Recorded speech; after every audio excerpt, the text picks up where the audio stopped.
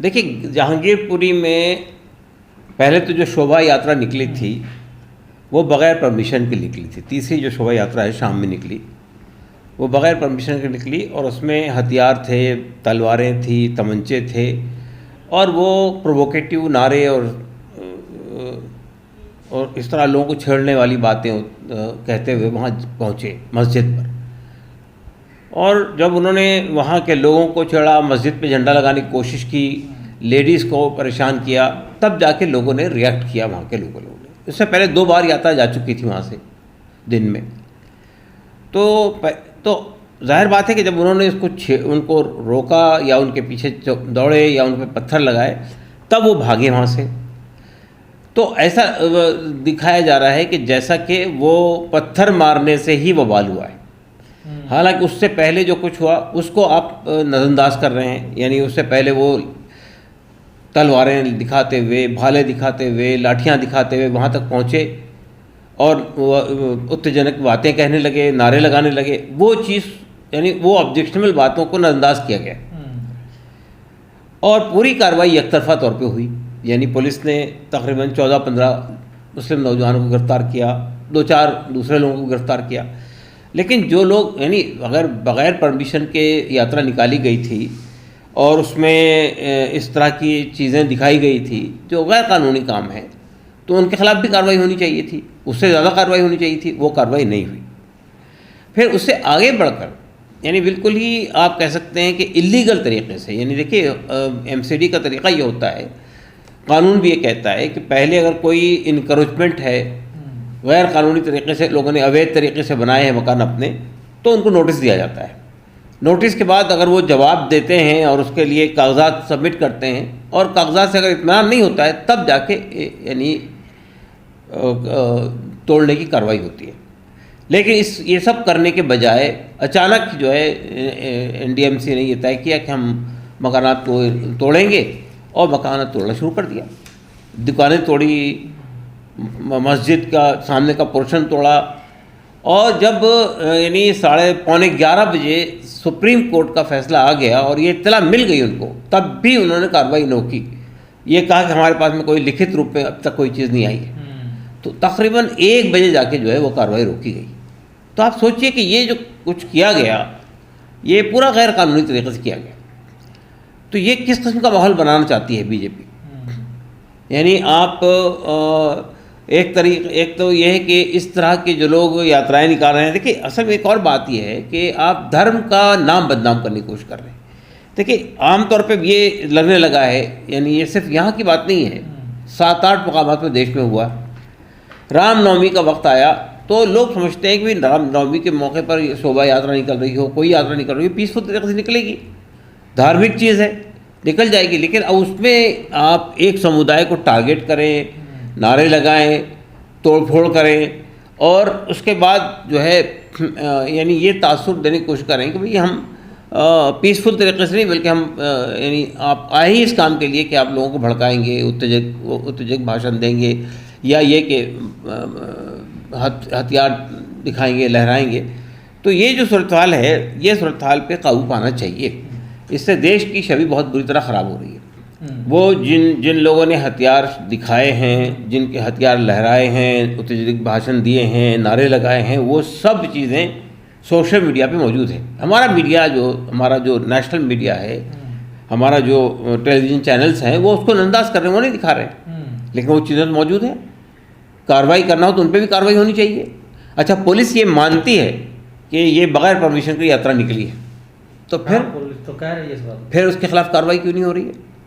तो ये जो सिचुएशन है कि आप बदले की भावना से कार्रवाई हुई है, जो बिल्डोजर चल रहे हैं, जो दुकानें, बदले की भावना से इसलिए कार्रवाई हुई है कि उससे पहले दिल्ली प्रदेश के बीजेपी के अध्यक्ष ने कहा था कि हम NDMC को लिख रहे हैं कि इनके खिलाफ कार्रवाई की जाए। तो अगर आज NDMC कह रही है कि हम जनवरी से ही काम कर रहे हैं, भाई किसी को नोटिस नहीं मिला वहाँ पे, कह रहे रूटीन कार्रवाई है ये तो हमारी। नहीं, रूटीन कार्रवाई होती है तब भी लीगल तरीके से होती है ना, इलीगल तरीके से नहीं होती है। रूटीन कार्रवाई का भी एक तरीका है। MCD के कानून के अंदर लिखा हुआ है कि पहले आप लोगों को नोटिस देंगे, नोटिस के बाद उनको टाइम देंगे कि भाई अगर आपके पास में कोई कागज़ है, कोई डॉक्यूमेंट्स हैं तो सबमिट करें। और डॉक्यूमेंट से अगर आपको लगता है कि ये जो डॉक्यूमेंट दिए गए वो सही नहीं है, तब आप कार्रवाई करने की मजाज है। तो क्या लगता है सर, यहाँ पर बाहर के भी लोग आए, जैसे वहाँ के जो पार्षद हैं या कुछ लोग कह रहे हैं कि यहाँ हम तो भाईचारा बनाकर रहते हैं, लेकिन यहाँ के कुछ बाहर से यहाँ पर लोग आए जो दंगा हिंसा करना चाहते हैं? देखिए, लोकल लोगों से हमारी जो मुलाकात हुई उन सबका यही ख्याल है, वहाँ पे हिंदू भी है, मुसलमान भी है। कुछ जो दुकानें तोड़ी गई उसमें हिंदुओं की दुकान भी है और मुसलमानों की दुकान भी है। उन्होंने ये कहा कि हम लोग तो बरसों से, कई सालों से साथ साथ रह रहे हैं, कोई यहाँ पे सांप्रदायिक माहौल नहीं है। ये बाहर के लोग आए थे और बाहर के लोगों ने आके हंगामा किया। सर, जैसा आपने मीडिया का जिक्र किया, मीडिया तो ये भी कह रहा कि पिछले 2 साल से जो कनेक्शन शाहीन बाग से भी जोड़ा जा रहा था जागीरपुरी का। देखिए, पहली बात तो ये है कि कनेक्शन से क्या मुराद है? शाहीन बाग कोई गैर कानूनी काम होता है क्या यहाँ पे? शाहीन बाग में यहाँ से लोग जाते थे बस में भर भर के शाहीन बाग, मीडिया तो ऐसा भी चला रहा है। नहीं, वो ठीक है, मगर ये क्या किस लिए जाते थे भाई? यहाँ पर NRC और CAA के ख़िलाफ़ तहरीक चली, शाहीन बाग से शुरू हुई थी और दिल्ली में हर जगह ये हुआ, जहांगीरपुरी में भी हुआ, वहाँ भी था एक प्रोटेस्ट साइट, वहाँ भी था। तो अगर वहाँ से लोग यहाँ आते थे, यहाँ के लोग वहाँ जाते थे, तो कौन सा गैर कानूनी काम है? मैं भी तो गया ना वहाँ पे, हमने कोई गैर कानूनी काम किया क्या? सर, ऐसे हिंसाओं से किसका फ़ायदा ज़्यादा होगा? देखिए, असल में अगर बीजेपी ये समझ रही है कि वो इस तरह की हिंसा पैदा करके समाज को 2 हिस्सों में बांट कर अपना वोट बैंक पोलराइज करेगी, तो ये उसकी गलतफहमी है। देखिए, आज भी आपको ये मालूम होना चाहिए कि उत्तर प्रदेश के इलेक्शन का जो रिज़ल्ट सामने आया है उससे ये बीजेपी पावर में तो आ गई है, लेकिन 50% लोगों ने वोट ही नहीं दिया है और उसमें अपर कास्ट के लोगों का वोट ज़्यादा है जिन्होंने नहीं दिया। ब्राह्मणों ने और राजपूतों ने वोट ही नहीं दिया। इसका मतलब ये कि वो लोग बीजेपी की पॉलिसी से सहमत नहीं है और उनसे नाराज़ है कि ये जो कुछ हो रहा है, इसलिए उन्होंने वोट ही नहीं दिया, किसी को भी वोट नहीं दिया, बीजेपी को वोट नहीं दिया। तो मैं ये कह रहा हूँ कि समाज का बहुत बड़ा वर्ग हमारे देश के अंदर बीजेपी और RSS की नीतियों से सहमत नहीं है। वो समझता है कि गलत हो रहा है। हम लोग सदियों से, बरसों से साथ साथ रहते आ रहे हैं, हमारे आपस के रिश्ते हैं। ये जो समाज को 2 भागों में बांटने की जो कोशिश हो रही है, ये देश के हित में नहीं है।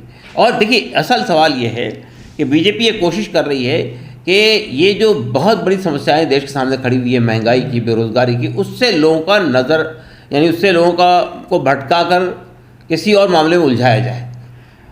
नौजवान, आप देखिए, ये इस तरह की शोभा यात्रा में कौन लोग हैं? ज़्यादातर नौजवान लड़के हैं जो बेरोज़गार हैं, जिनके पास रोज़गार नहीं है, उनको इस काम में लगा दिया। अब वो अपना, उनका असल मुद्दा जो है भटक गया। तो असल मुद्दों से लोगों को भटकाने के लिए इस तरह की कोशिशें हो रही हैं। लेकिन सर, विपक्ष की भी भूमिका यहाँ कुछ खास नज़र नहीं आई। अगर 1-2 नेताओं को छोड़ दें, आप गए हैं वहाँ पर, ओवैसी साहब गए हैं, वृंदा करार गई हैं, नहीं तो और नज़र नहीं आया विपक्ष, केजरीवाल वगैरह, आम आदमी पार्टी। देखिए, विपक्ष का मामला ऐसा हो गया है हमारे देश में कि बीजेपी ने तकरीबन विपक्ष की तमाम पार्टियों को एक तरह से अफेक्ट किया है। वो ये समझते हैं कि अगर हमने किसी एक समुदाय को या मुस्लिम समुदाय का साथ खड़े हुए तो हमारा हिंदू वोट खिसक जाएगा। बिल्कुल गलत ख्याल है उनका।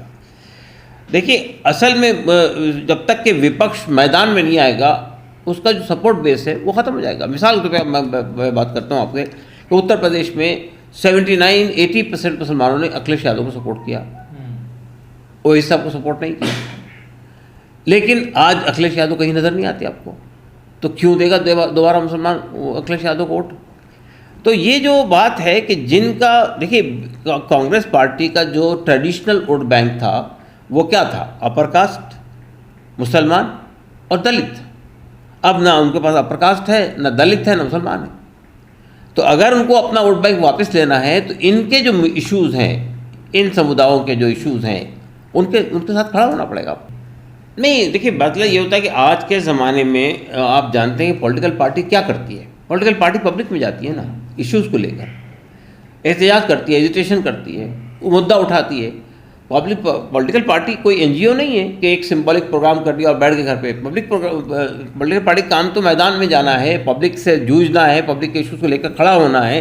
अगर आप वो काम नहीं करें तो फिर आप पॉलिटिकल पार्टी क्यों हैं?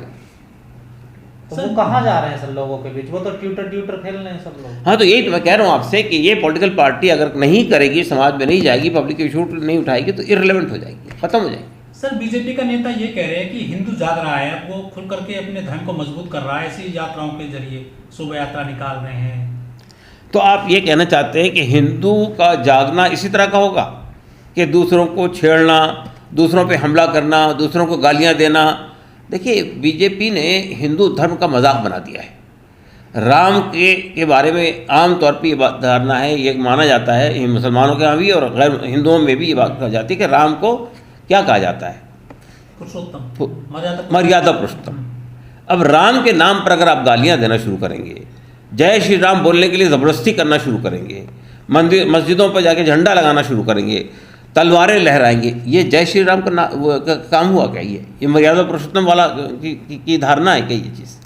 तो मैं कहना चाहता हूँ कि बीजेपी हिंदुत्व का या हिंदू धर्म का जो मिलिटेंट रूप बना के पेश कर रही है, वो हिंदू धर्म के हक में भी नहीं है। शोभा यात्रा निकल रही है, चाहे 2 बार आए चाहे 3 बार आए, लेकिन ऊपर जो पथराव किया गया है, बड़ा मुद्दा तो वो बन गया ना। वो पथराव कितना जायज मानते हैं आप? देखिए, पथराव को भी हम जायज़ नहीं मानते हैं, लेकिन आप मुझे बताइए कि हमारे देश का कानून भी आपको सेल्फ डिफेंस की इजाज़त देता है ना। आप पर कोई आदमी हमला करे, आपको मारने लगे, आप पे तलवार उठाए, आपकी महिलाओं को छेड़ना शुरू कर दे, आपके धार्मिक स्थल के ऊपर झंडे लहराना शुरू कर दे, तो आप क्या करना चाहिए? आपको खामोश रहना चाहिए।